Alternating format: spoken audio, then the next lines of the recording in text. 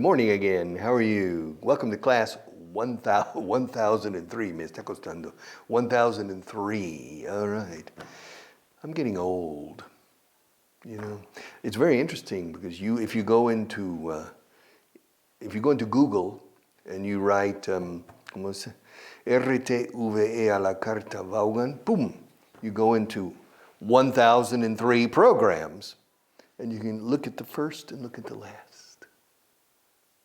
Yeah, and you can see 5 years of difference in me. But my energy is the same. La energía no ha parado, ¿verdad? The energy is the same as before. Yes. All right. Gain fluency. Buy the books. Come on. Come on. Venga ya. Come on. Buy the books, please. Page 62, in the middle.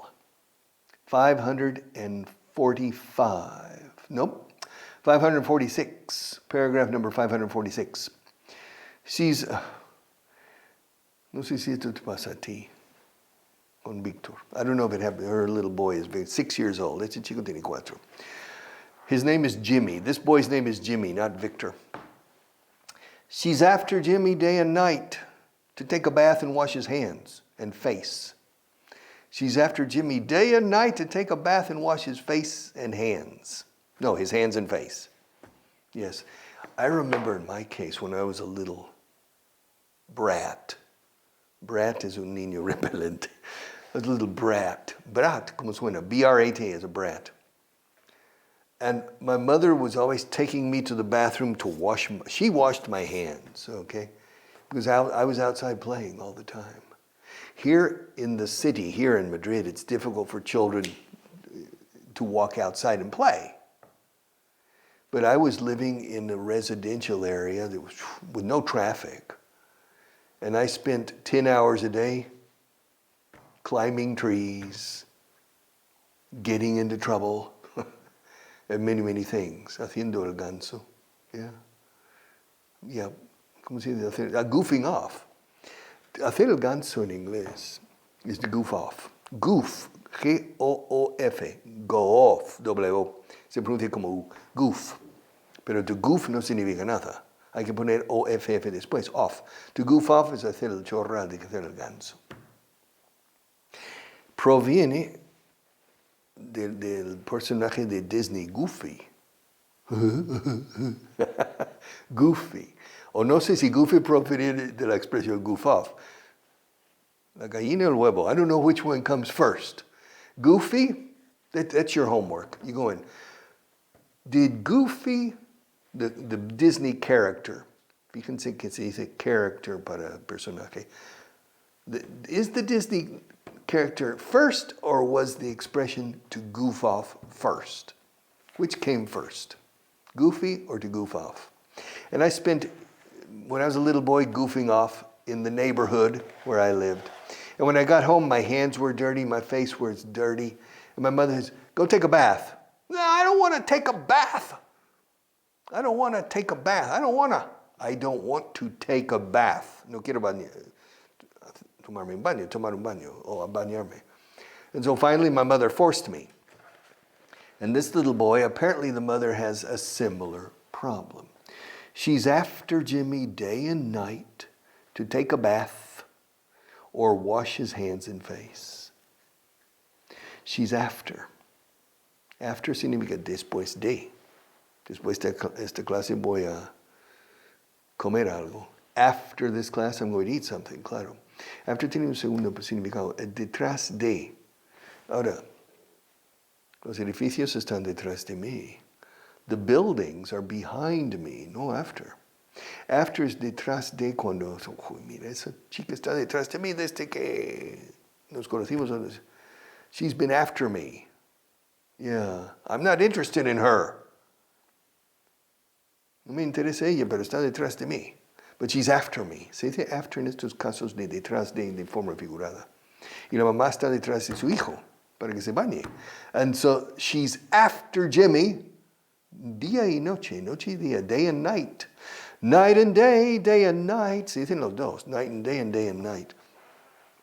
She's after Jimmy day and night to take a bath or wash his hands and face. All right. The little boy is 4 years old and is always dirty. Siempre está sucio. Yeah. I guess he's building strong defenses. He never gets sick. Ese soy yo. I guess he's building, este era yo. I guess he's building strong defenses.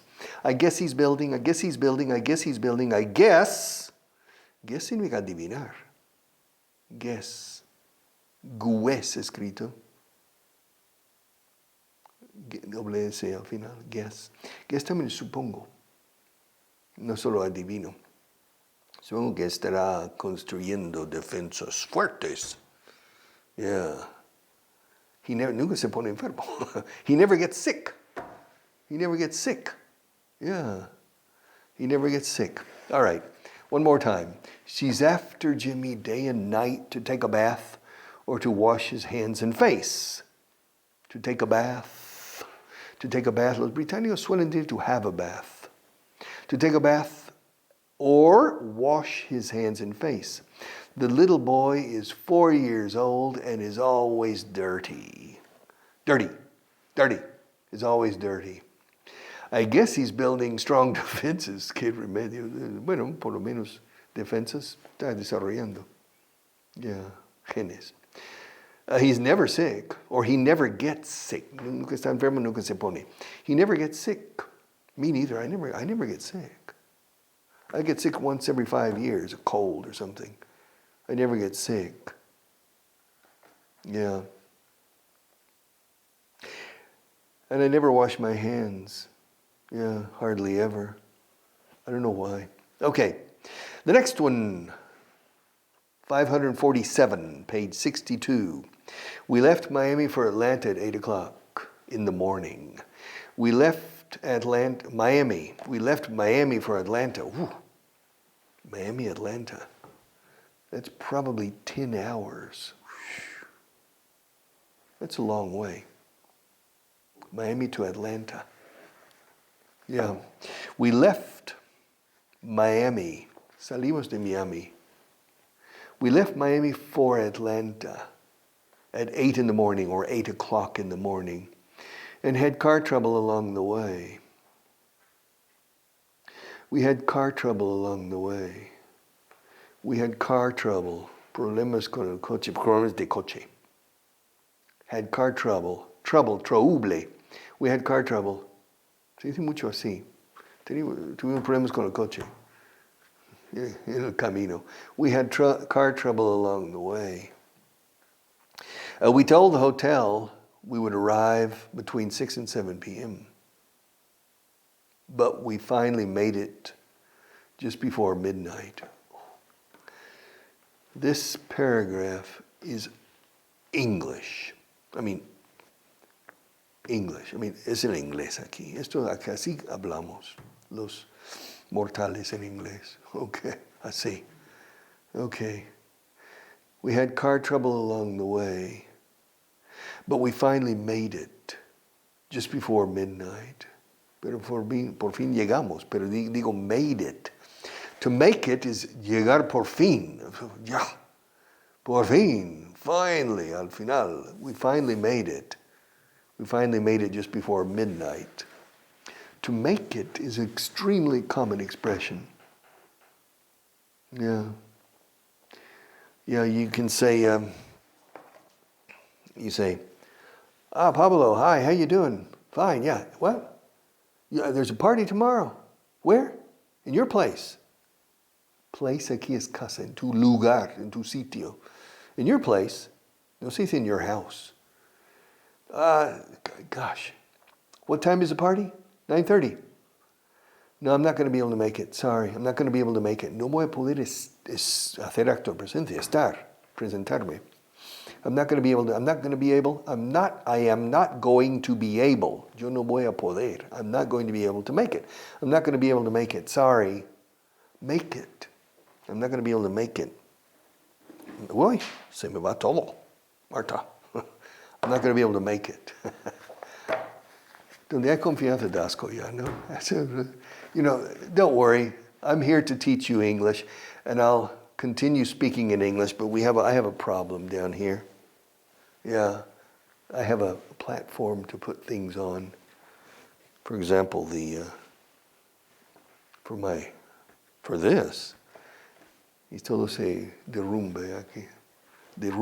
Se derrumba. All right, so everything is falling here. But doesn't matter. The show must go on. Okay. Show must go on, as Freddie Mercury said. The show must go on. So we left Miami for Atlanta. It's a long drive. Es una conducción larga, se dice en inglés. That's a long drive. A long flight, si fuera en avión. A long flight, a long drive. We left Miami for Atlanta at 8 o'clock in the morning. 8 a.m. 8 o'clock in the morning. And had car trouble along the way. We had car trouble along the way. We told the hotel, dijimos al hotel que llegaríamos entre las 6 y las 7 de la tarde. We told the hotel we would arrive between 7 and 8 p.m. No, 6 and 7 p.m. But we finally made it just before midnight. I remember once ¿cuándo sería? My son was 5 years old. So it was 1989. In 1989, the family, my wife, my daughter, my son, into the car. And we drove to London from Madrid, because I was going to meet my parents and my sister in a hotel in London. The first day, we drove from Madrid to Bordeaux. It's long, Bordeaux. Huh? From Madrid to Bordeaux. You know, from Madrid, we went to Burgos, San Sebastián, Irún, you know, and to Bayona, Biarritz, to Bordeaux. Then we spent the night in Bordeaux. And then I drove from Bordeaux to London the next day, including the ferry crossing from Calais to Dover. But going through Paris is a big city. I missed a turn, and it took an hour and a half to get back to the correct route to Calais. We lost an hour and a half because of one mistake. One mistake in Paris. By the time we reached Dover, it was dark. The sun was down. Now from Dover to London is 1 hour. So I had to drive in the dark. From Dover to London, of course, on the opposite side of the road, different. But I was driving a car from here. So my wife was saying, ahora puedes. My wife was telling me what to do. And for some reason, I was able to find the hotel near Hyde Park, and we arrived at midnight. I remember. We arrived at midnight from Bordeaux to London at midnight. How I found the hotel, because at that time, we didn't have GPS. We didn't have GPS. So, but we found it. Yeah, I don't remember. I never had trouble. I never had trouble finding places. But we found it. And I didn't have to ask any questions either. All right, so we left Miami for Atlanta at 8 o'clock in the morning and had car trouble along the way. Yes. We told the hotel we would arrive between 6 and 7 p.m., but we finally made it just before midnight. But we finally made it just before midnight in Burdeos, volviendo al viaje in Bordeaux. We had dinner in Burger King. Okay. Now, there was a line of people. I was surprised. Oh my God, a lot of people in Burger King. And when it was my turn, to order for myself and my wife and my children, in French, en français, on doit demander. All right, fine. And so I said, Whopper, etc., etc. But you see, my hamburger, I want sin pepinillo y sin cebolla. ¿He contado esto? No, nunca. Sin pepinillo. I don't like pickles. Pickles. Los británicos dicen gherkins. Pickles, and I don't like onions. Cebolla cruda. I don't like raw onions. And so I want mi Whopper sin pepinillo sin cebolla. I said, un Whopper sans oignon et sans ces choses vertes. Because I know how to say onions in French, but I don't know how to say pickles, pepinillo. I said, sin cebolla y sin esas cosas verdes. Sans oignon y sans ces choses vertes. And the chicos, ¿cómo? And there were about 10 people behind me. Oui, sans oignon y sans ces choses vertes. She didn't understand. So finally I said, my God. And so finally I said, okay. I built a hamburger. Voy a construir una hamburguesa para la chica.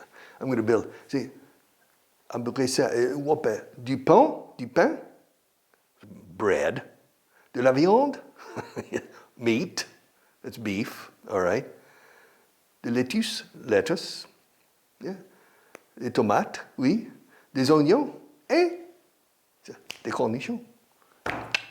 Cornichon. I never forgot. Cornichon is pepinillo in French. I never forgot that word. So it's interesting that when you learn something the hard way, you remember it for the rest of your life. You remember it for the rest of your life. I remember when I first came to Spain, one of the first colloquial words, palabras coloquiales, I learned was campechano. Why? Porque yo era un americanote campechano. And they said, tú eres un campechano. All right, fine. So I learned these words. You never forget these things in these ways. All right. Paragraph 549, page 62. It's not good manners to stretch in public in some countries. Americans always stretch in public. It's not taboo. However, they need to be more careful when they travel abroad. This is true. Americans stretch. They stretch in public. It's not taboo. In Spain, it's taboo. Estirarse is taboo. It's bad manners. In the United States, no. If you go to the United States, you see people put their feet on the table, and you see them, they just stretch. But here it's bad manners. I don't know why. For me, it's normal for it to stretch. I mean, look at a dog or a cat. They stretch. And you don't say, Fido, don't stretch. It's bad manners. All right? You don't get angry with the dog or the cat. The cat stretches. Yeah, it's a natural physiological need to stretch. All right, it's not good manners. Se dicen buenas maneras en inglés. Aquí se suele decir modales, de acuerdo, pero decimos maneras. También maneras aquí. It's not good manners to stretch. To stretch, estirar. También estirarse. It's not good manners to stretch in public in some countries. Americans always stretch in public. It's not taboo. Se dice lo mismo en español, tabú. No sé el origen de esta palabra. Será húngaro. Taboo, pero con doble O, es tabó, doble O. It's not taboo. However, They need to be more careful, los americanos. They need to be more careful if they travel abroad. These are things that you need to remember. If you're going to travel to another country or work with people in another country, there are certain things you need to know.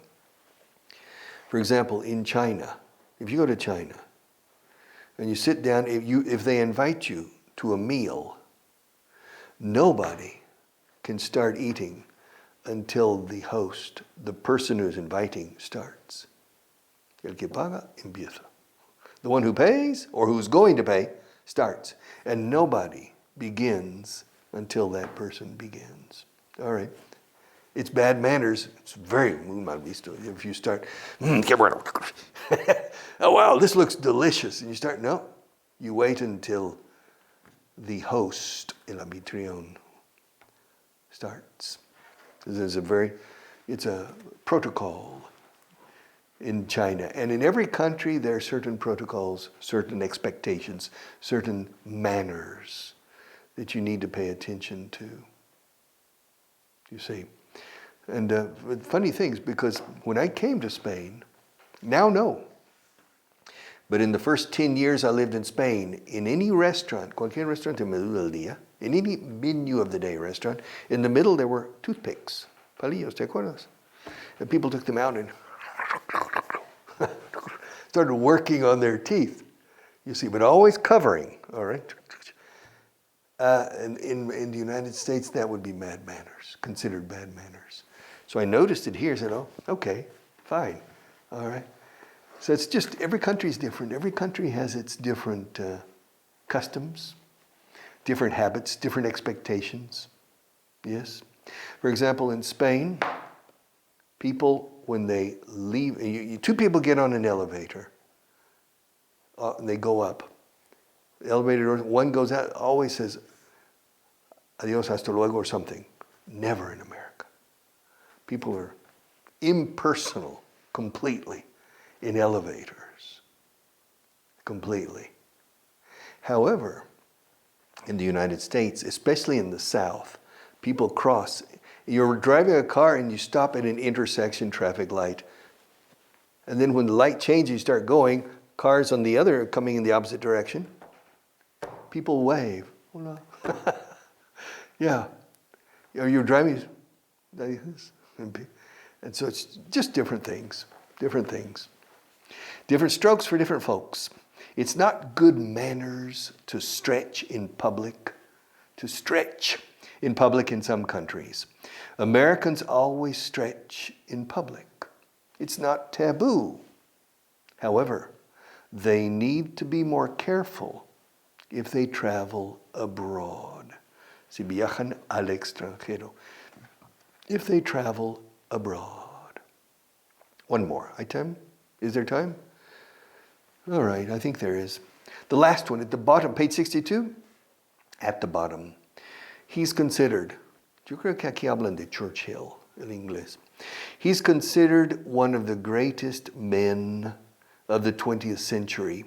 Although some people consider him to be the greatest megalomaniac in British history. For me, both sides are right. Para mí, ambos bandos tienen razón. This is true about Winston Churchill. Megalomaniaco, se dice? In English, megalomaniac. Megalomaniac. And Churchill was a megalomaniac. But he was a brilliant, very intelligent, very brilliant man. Very prodigious writer. He won the Nobel Prize for Literature in 1953, I think. Incredible. Incredible. He wrote about 50 books. I mean, he was Mr. Energy. I don't understand this guy. And he was a good painter as well. He's considered, es considerado. He is considered. He's considered one of the greatest men of the 20th century. Although some people consider him to be the greatest megalomaniac in British history. For me, both sides are right. My father spent time in England as a pilot in the Second World War. My father always considered Winston Churchill to be the greatest man of the 20th century. I don't necessarily agree. I don't agree necessarily. That's an interesting question. It depends on your, if the question who's the most influential, el que influyó más, Hitler ha influido más en el siglo XX que nadie. But then we have Alexander Fleming. Alexander Fleming developed or discovered penicillin y antibiotics. It's been incredibly important for humanity in the 20th century. And so there are a lot of people we can consider as the greatest person. Albert Einstein, was the greatest person of the 20th century. Who knows? Or maybe me as the English teacher. Who's the greatest English teacher in Spain? I don't know. The oldest, me. The greatest, I don't know. See you tomorrow.